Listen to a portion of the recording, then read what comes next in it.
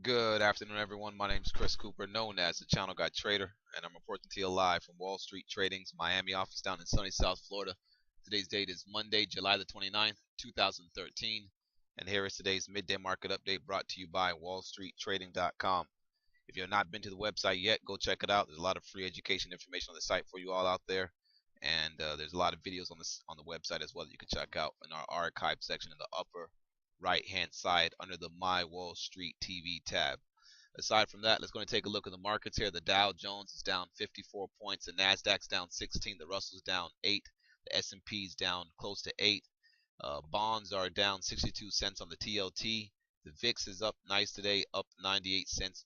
Dollars a little bit strong. Euros weak. SLV silver down 11 cents. JJC copper up 4 cents.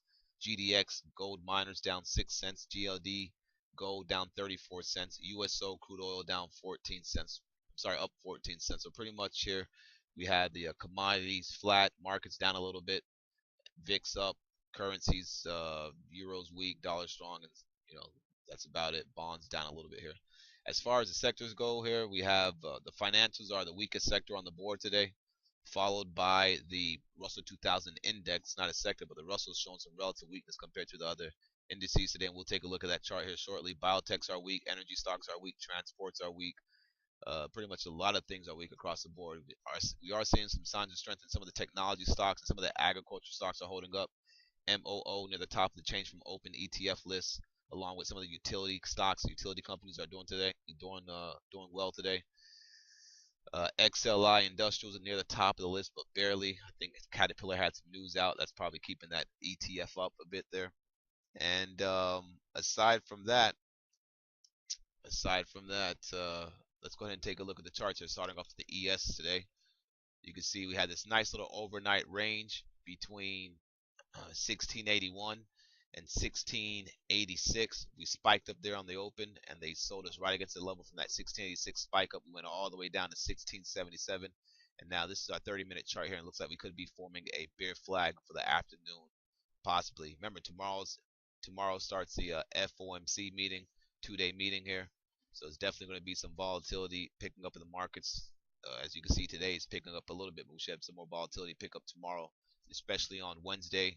And then I think Thursday will be the best day to trade if you're not looking at, for that crazy action on both sides of the field. I think by Thursday we should pick a direction and have a nice little trend day on Thursday. So just make sure you manage your risk accordingly, and make sure you're trading the right stocks that are in play. 15-minute chart, you can see we broke below that key level. 1681, 1680 is the key level. We broke down, we sold all the way off. Now we're rallying right back up. Decent volume in the markets today. Usually the volume drops off around 10:30. Today the volume started dropping off, I would say like around 11:45 or so. You can see volumes pretty much died out there as we get this little rally up. So you want to make sure to look for a possibility for a lower high to be put in since we're in a downtrend, and then see if they try to get short that lower high. Same thing for the 5-minute chart, the ES. You can see here, one thing that I posted on Facebook this morning was going into the open, we had this nice little tight triangle pattern. As you can see here, let me zoom in a little bit more. All right, had a nice little tight triangle pattern, which broke out to the top side, but then was not able to hold. All right, we highlighted this before the market opened up, so we were able to take some scalps on this little move higher, this power move higher. That ran a nice little quick, 3 points or so from 1380 to 1683 all the way to 1686. But then right here, it should have back test. The back test should have held on top of that triangle, and it didn't. And then now, we sold off. We broke below the triangle. We rallied back into the triangle, the bottom of the triangle, held as resistance, and then they sold the market off. So now we're going to wait and see if they're going to try to rally it back up. You guys know the dip buyers have been coming in here for the past couple of days and buying the market up on every dip. So we want to see if that's going to happen again today. You take a look at the ETFs here. SPY, all right, broke down below this 168.60. That's going to be a key level to watch in the afternoon. If we rally back up there and we get rejected, look for that to be a lower high to short. If we rally back up to 1686, 168, 60, and we stay above it, look for us to get back above the opening price and try to trade higher. We've caught support right at yesterday's opening price, well, Friday's opening price around that area, which is that blue dotted line right here. You take a look at the triple Qs. The triple Qs are back at the 75 level. They actually stopped right in front of the 75. If we can get back over the opening price, 75.22, and hold a nice bid, we could trade back up towards the highs.